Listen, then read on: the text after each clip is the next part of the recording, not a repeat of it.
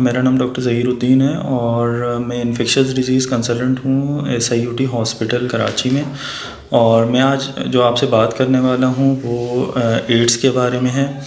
Ads ایک طرح کا انفیکشن ہے یا مرض ہے جو کہ HIV وائرس کی وجہ سے ہوتا ہے.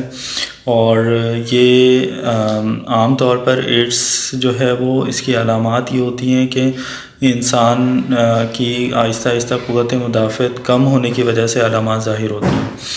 اور اس میں سب سے زیادہ جو متاثر ہوتے ہیں وہ وائٹ سیل یا سفید خلیے ہوتے ہیں جن کی تعداد آہستہ آہستہ وقت کے ساتھ کم ہوتی رہتی ہے. اور یہ مرض جو ہے یہ اچانک سے علامات اس کی ظاہر نہیں ہوتی.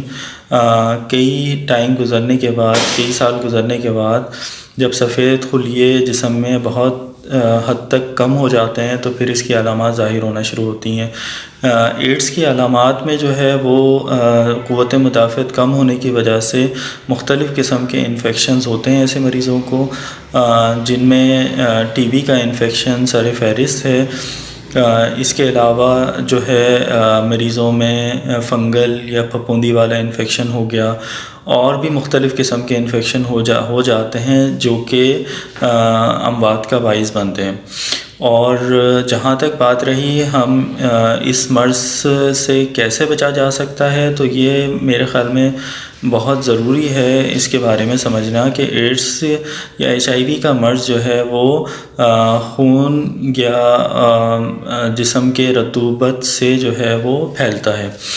تو زیادہ تر جو پھیلنے کی وجوہات ہوتی ہیں ان میں اگر صحیح طرح سے بلڈ جو ہم بلڈ کسی کو ڈونیٹ کرتے ہیں اگر وہ صحیح طرح سے ٹیسٹ نہیں ہوا ہو تو اس کے ذریعے یہ HIV کا مرض پھیل سکتا ہے. اور اس کے علاوہ جو ہے خاص طور پر ہم جنسی تعلق رکھنے سے جو ہے وہ یہ مرض پھیلتا ہے. جنسی تعلق جو ہے وہ جتنی زیادہ لوگوں سے رکھا جائے گا اتنا ہی یہ مرض پھیلنے کا خطرہ ہوگا. اور اس کے علاوہ جو ہے وہ انجیکشنز خاص طور پر جو پاکستان میں دیکھا گیا ہے وہ انجیکشنز اگر صحیح طرح سے استعمال نہیں ہوتے وہ ایک بڑی وجہ بنتی ہے HIV کے پھیلنے کی.